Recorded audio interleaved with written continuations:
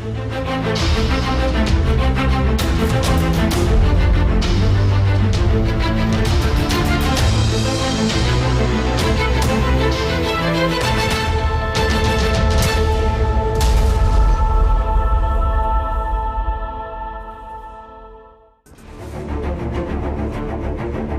پهلوانی در وجودش شریان داشت و او را زمان آرام نمیگذاشت. در خانه همراه پدر پهلوانش که آن هم از پدر بزرگش میراث رسیده بود مستقلانه تمرین گوشتین میکرد. اسباب و انجام تمرینش نهایت ساده و عادی بودند، اما چون شوق و ذوقش که به اندازه بود هیچگاه راه بهانه نمیجست.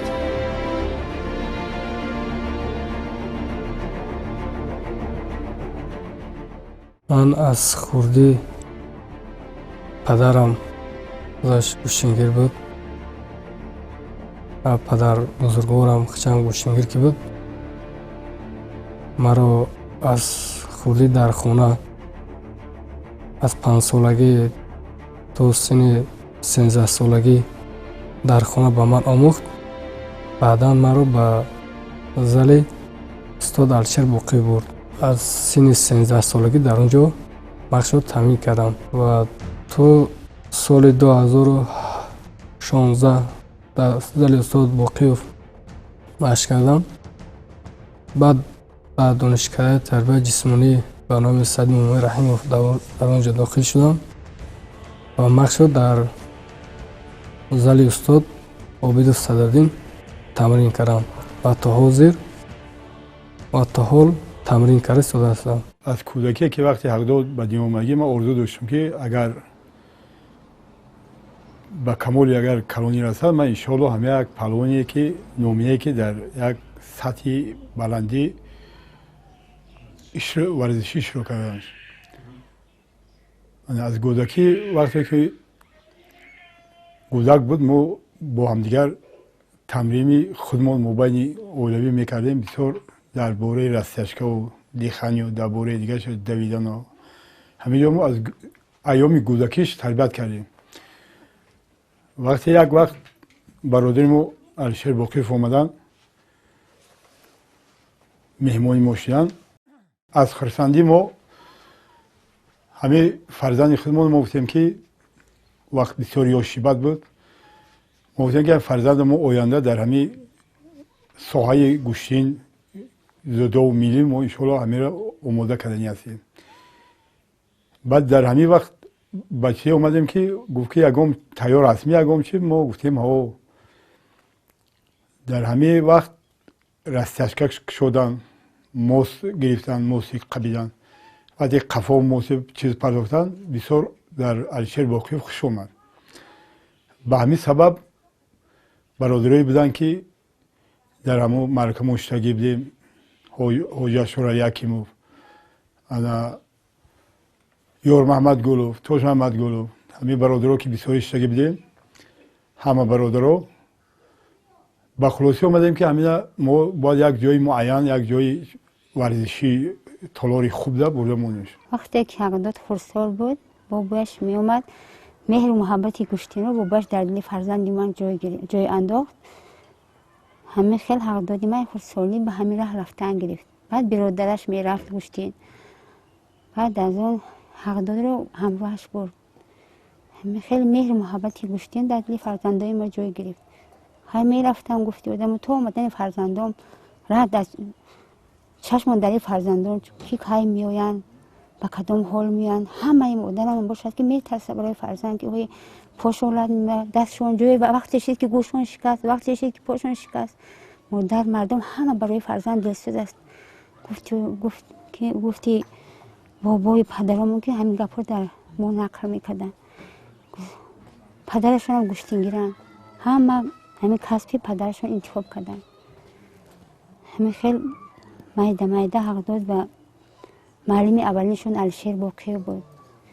بسیار معلم بهترین بود. فرزندان ما رو نغز آموخت، صاحب گوشتین کرد.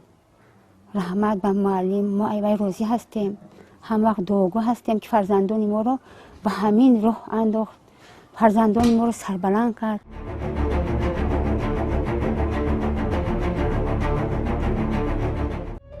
ҳаддод гулов соли 1998 дар шаҳри ҳисор дида ба дунё кушодаву вораста аст. тамринҳояш дар оғоз талу теппаҳои деҳаи баракат буд. дар гӯштинҳои ҷашну маросим ҳатто бачаҳои калонсоли деҳ низ аз дасту бозуи ҳаддод ҳарос доштанд. ки вақте ки мо ба ҳамроҳи падараш ки машқ мекардем, вай бачаи ёш буд, меомад тамошо мекард ва завқи гӯштингиро дар дили худ ҷо кард. аз синфҳое ки чорум панҷум ки ба варзиш ки завқ дошт, баъдтар хост ки бо болотар ба залҳои давлатӣ машқ кунад. дар гӯштинои миллие ки мо дар ҳамин қишлоқи мо ки қишлоқ қаҳрамон ном дорад, ҳамин қишлоқ варзишгоҳи райони ҳисор бисёр маъракаҳошон мегузаронанд. дар ҳамаҷо баромад карданд. хурсанмуродо буданд, акаи ғаффор буд, ҳамин одамо акаи киромиддин буд, ҳамин бародарое буданд ки дастгириш мекарданд, акаи маҳмадшариф қурбонов бисёр дастгирӣ мекарданд. баъдан фарзанди мо аз 10 сол зиёдтар тамрини худашро дар ҳамин варзишгоҳи ависена ки таҳти роҳбарии Алишер Боқиев буд, тамрини худро дар оҷо гузаронданд. замоне бо бачаҳои калонсол дар тамрингоҳи деҳ даст ба гиребон шудан, ҳаддод борҳо ҷароҳат мебардошт ки дар ин асно малҳами дарди ӯ танҳо табобати мардумии модари рӯзгордидааш буду бас ва ӯ ҳеҷ гоҳ кӯшиш наменамуд ки писараш роҳи дигареро интихоб намояд.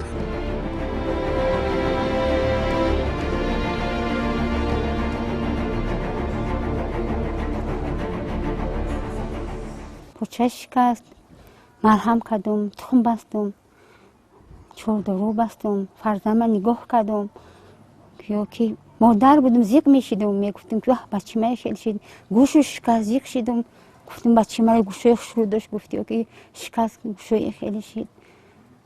фарзанд гуфти будам ки месӯзе барои фарзанд, ҳар вақт гӯе ки ба гӯштин мера меоя, гуфти будам ки нигоҳ мекунам ки фарзанди ма кай мемонда боша. ҳар вақт ки гӯё ки ба тайёр мекардам, сумкаша мемондум, либосҳои фарзандро таҳ мекардум, мешуштум, таҳ мекардум, дар сумкаш ҷобаҷо мекардум, фақат дар ёди фарзандам ки фарзанди ма гӯштин мераю поку соку саломат ай даҳандари ма будуроя гуфтам.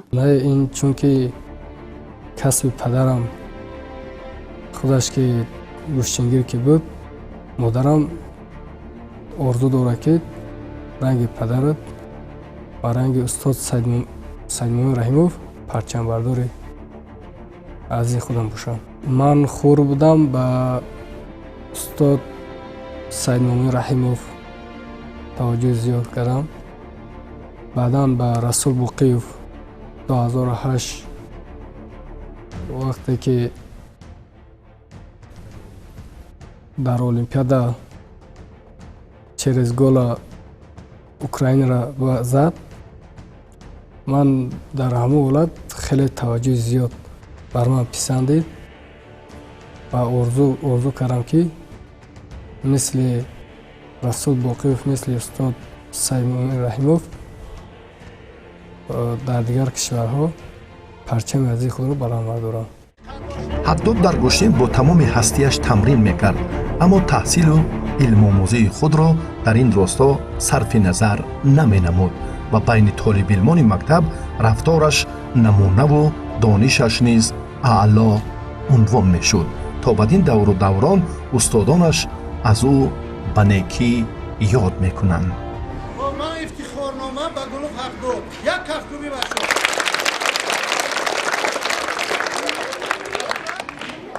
ҳақдод Гулов аз айёми кӯдакӣ дар мактаби муассисаи мо таҳсил мекард.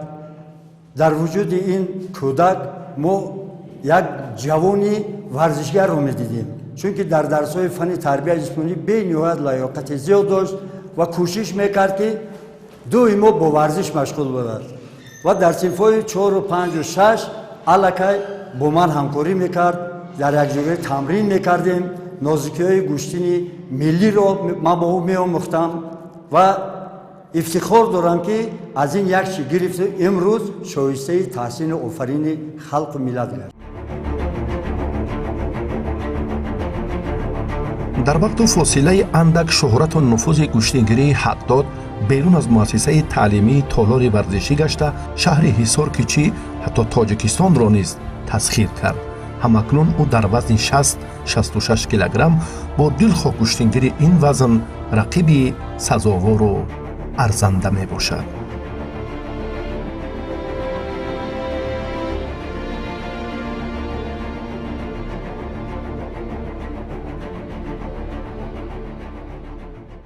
аз даврони кӯдакӣ дар ҳамон ҷо тамринонашро нигоҳ мекардем ва баъд нигоҳ мекардем.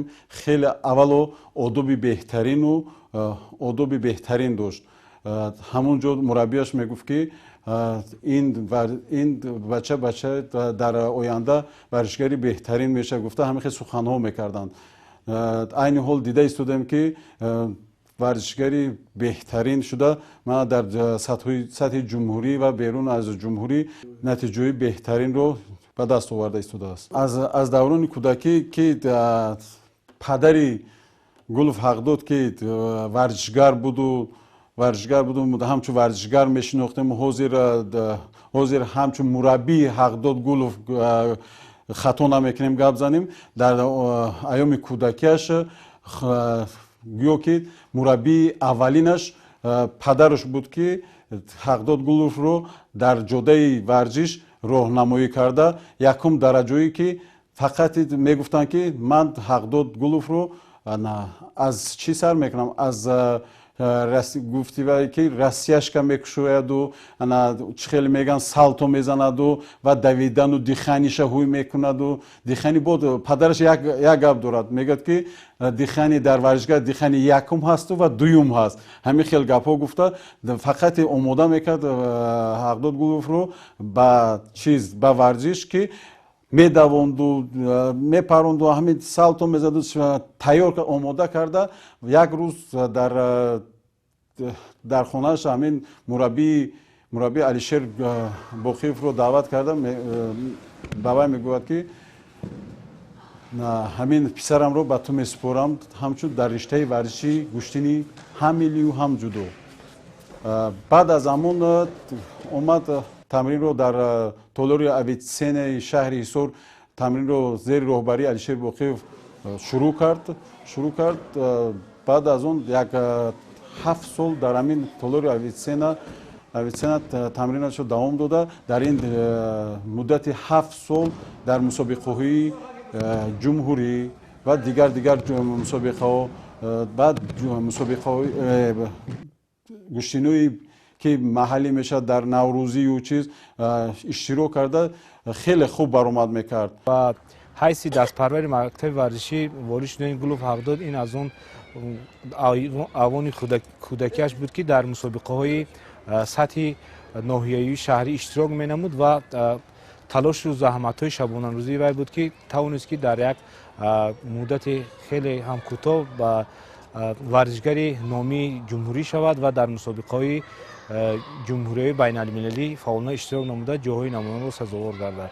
ба тамрин фаро гирифтани Гулов Ҳақдод аз он шаҳодат медиҳад ки дар ҳақиқатан ӯ дастпарвари мураббиёи шинохтаи ҷумҳурии Тоҷикистон Алишер Боқиев, Сунатулло Расулов, Карим Толибов ва дигарон буданд ки заҳмати онҳо ҳидояти онҳо буд ки тавонист ки бо як иродаи қавӣ ба майдон ворид шуда сазовори ҷойҳои намоён гардад ва талоши худи Гулов Ҳақдод ҳаст ки бисёр шабу рӯз заҳмат мекашад, ба тамринҳо машғул мешавад ва баҳри парчами Тоҷикистонро барафрохтан саъи кӯшиш менамояд.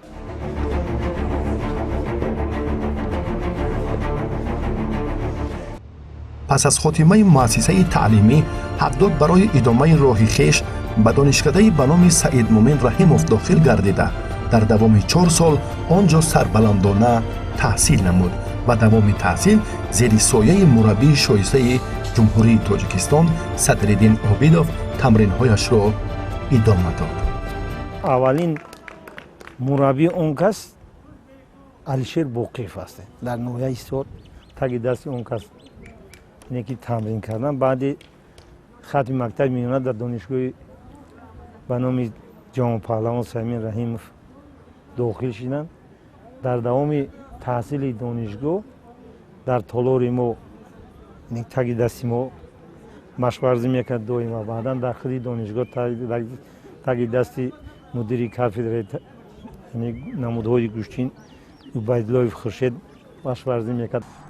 вақте ки ҳақдод ба донишкадаи тарбияи исмонӣ ба ҳайси довталаб ҳуҷҷат пешниҳод карда буд, яке аз варзишгарои шинохтаи наврасони соҳаи гӯштини миллӣ буд, ки дар гӯштини зудо ҳам дастовардҳои баланд дошт ва дар гӯштини миллӣ ҳам қариб ки дар сатҳи ҷумҳуриявӣ дар ҳамаи мусобиқаҳо ҷои намоёнро ишғол мекард ва дар донишкадаи тарбияи исмонӣ ҳам маъракаву маҳорати худро сайқал дода дар мусобиқаҳои сатҳи ҷумҳуриявӣ ва сатҳи байналмилалӣ дар гӯштини ҷудо ва дар гӯштини миллӣ дар мусобиқаҳои сатҳи ҷумҳуриявӣ баромад карда ва боз ҳам ба натиҷаҳои шоёни мусобиқаҳои сатҳи ҷавонон ва калонсолон расид, ки устоди варзиши ҷумҳурии Тоҷикистонро дар айёми донишҷӯ буданаш ҳимоя кард.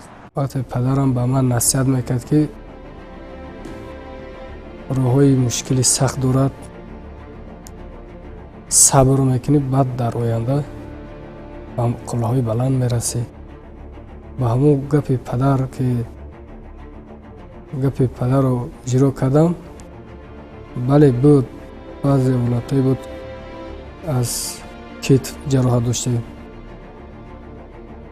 аз даст доштем, сабр кардем, чунки дар оянда дар мусобиқаҳои гран-при, гран-слам аз давлат бериш шурӯъ кунам.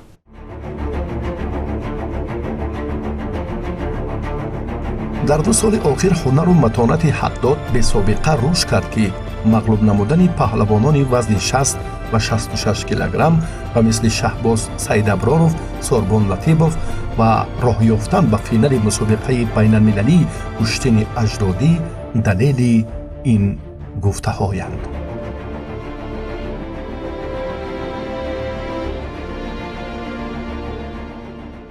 9 сентябр 30-солаги истиқлолият расида буд. дар он ҷо ман дар 60 кило широк кардам. дар финал якум рақаботи ман Софиёв Мерзод буд, дуввум Саидаброр Шаҳбоз буд ва сеюм Сорбон Латиповро мағлуб кардам. ба финал роҳ ёфтам ва дар финал бо Муродзода хайрандаш гирифтам. дар он ҷо як хатоги ман амиқа буд, ки остановка, вақте ки дар ҳолате ки кор касодем, дар ҳамин ҳолати остановка шудан, вай моментро истифода бурда, фурсатро истифода бурда ба бартари як паҳлӯ ғолиб омад. Взвод бархез, барои варзиши пагоҳи рӯзӣ саф кашед.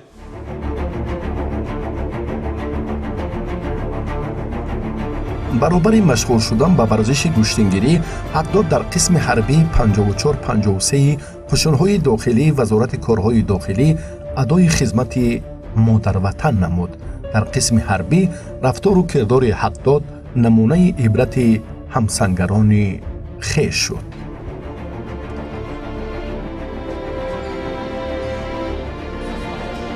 взвод пароканда шав, се қатор мувофиқ қад баъд саф кашед.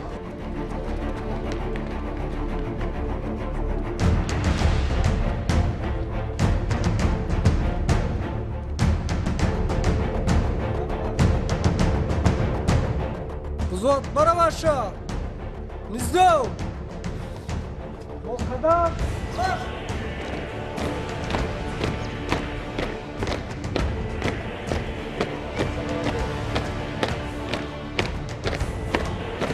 роҳбарияти қисми ҳарбии зикргардида толори варзиширо дар ихтиёри ҳақдод гулов гузоштаанд, то тавонад ки ҳам малакаи худро сайқал диҳаду ҳам ба дӯстдорони ин қисми ҳарбӣ таълими гӯштинро ба роҳ монад.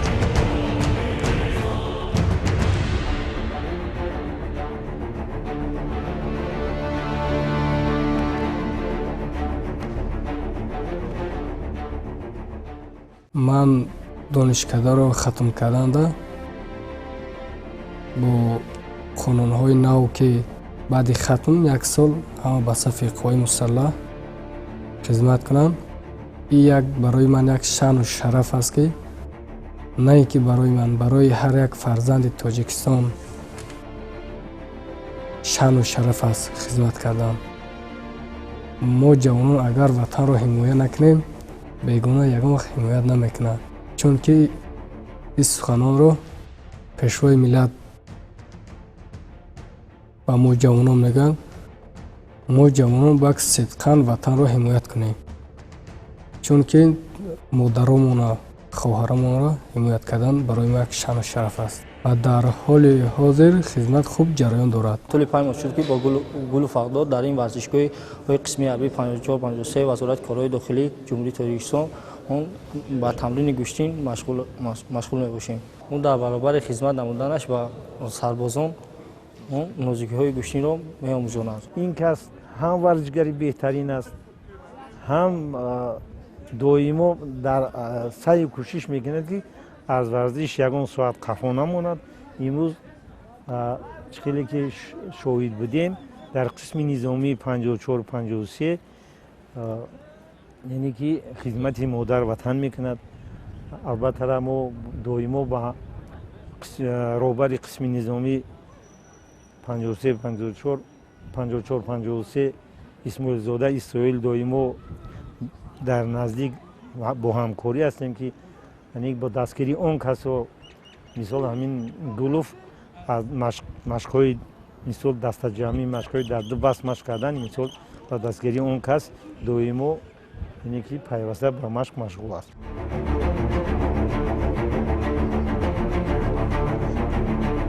اینجا مسابقه دانشگاه تکنیکی به نام محمدجان عاصمی می باشد که در جشن بهار و نوروز تشکیل گردیده است. در این مسابقه حقداد با دستور استادش صدرالدین عابدوف شرکت ورزید. دوام چند دقیقه که پهلوان نامور در میدان بود بدون تنفس 6 نفر را دچار شکست نموده تحفه های قیمتناک چاره‌بینی را مالی خود کرد.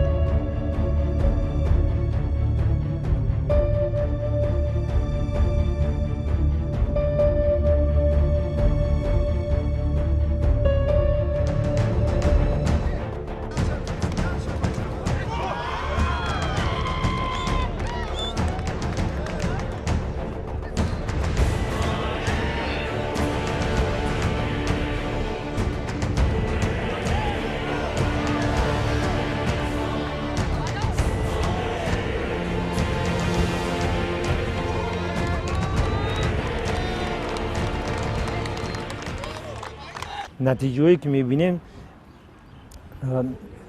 در دوام همین 1 سال خدمتش در 4 مسابقه که بین یعنی بگیم که قوای مسلح جمهوری سزاوار جای اول گشت. در آینده امید آرزوی هر یک مربی پدر و مادر همین است که باید که ما خود مربی‌ها تو امروز به سطح به جای رسیدیم، آرزوی ما همین است که شاگردان از ما بالاتر روند. یعنی آرزوی امید ما همین است که یعنی که بیرون از جمهوری در سطح بین‌المللی پرچم جمهوری ما رو دولت ما رو معرفی کنند، یعنی که سزاوار جای اولش هم به مانند سال جهان پهلوانی که گپ زدیم سید مومن رحیموف و مثال خواجه زاده بیروز و اکمالدین کریموف یعنی که خوشقدم خسروف یعنی که نام ملت دولت ما رو در سطح بین‌المللی یعنی معرفی کنند. آرزو امید ما همینه. من مادر 13 فرزند، 60 تا نویره، 4 تا کویره، 5 تا هویره. مثال من 91 ده مادر 91 پشتم پهلوان گذاشتگه، عقبم پهلوان گذاشتگه. من همه مرد خاص که هم بچه نویره من پهلوانی ده اشتراک میکنم.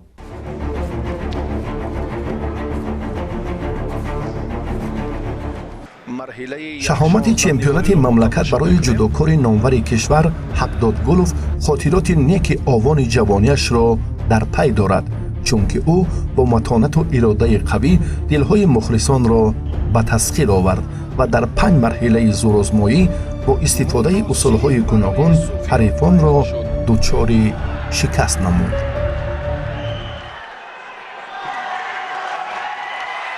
سرباز قطاریه که خیلی و نهایتا در این جریان حق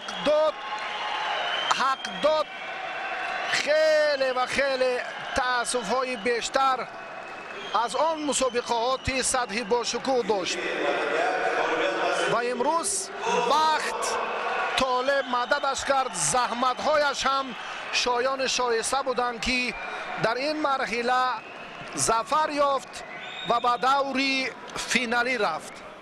ملکه مهارت و مشق و تمرینی که داشت انا استفاده همون بود که در مسابقه چمپیونات جمهوری تاجیکستان با گشتنی جودو دستاورد بعد غالب شد و